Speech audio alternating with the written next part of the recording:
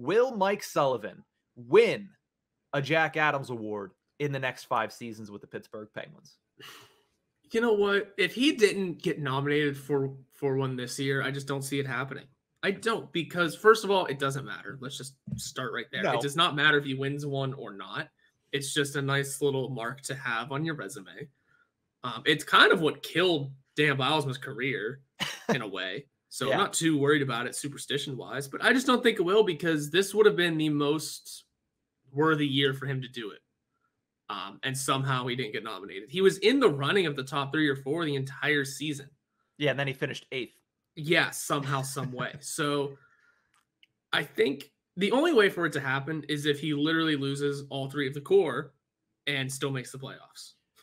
I feel like that might be the only way that these...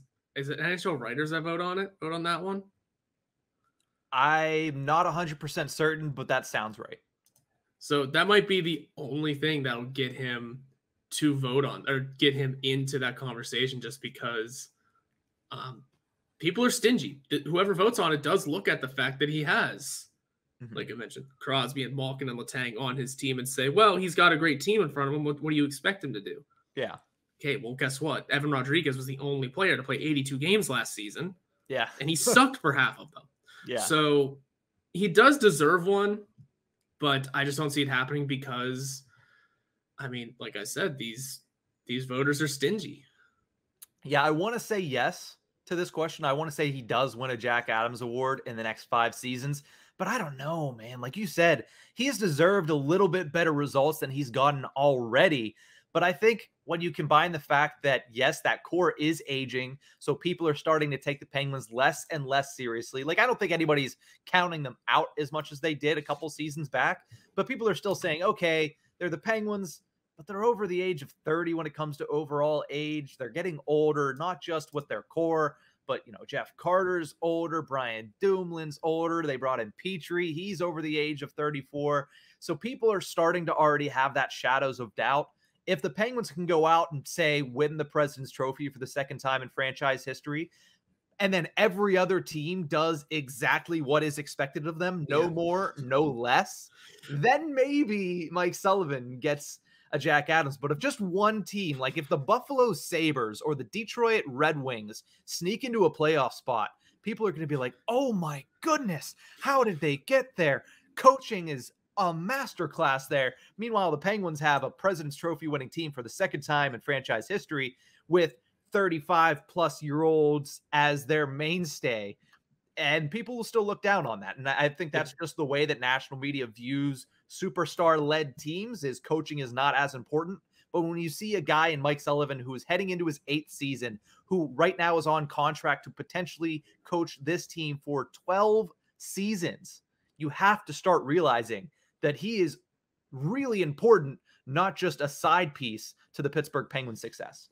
Yeah, and also it's the NHL Broadcasters Association. So, okay, so not writers, but broadcasters. Yeah, it is still the national media, if you will. Yes. And it genuinely or generally turns out to always go to the coach who, hey, your team wasn't supposed to be good this year and you made the playoffs. Here you go. I mean, who won it this past year? I don't even remember now. Yeah, I can look that up, but I don't remember off the top of my head. I remember Gerard Gallant was nominated. Was it the head coach of the Stars?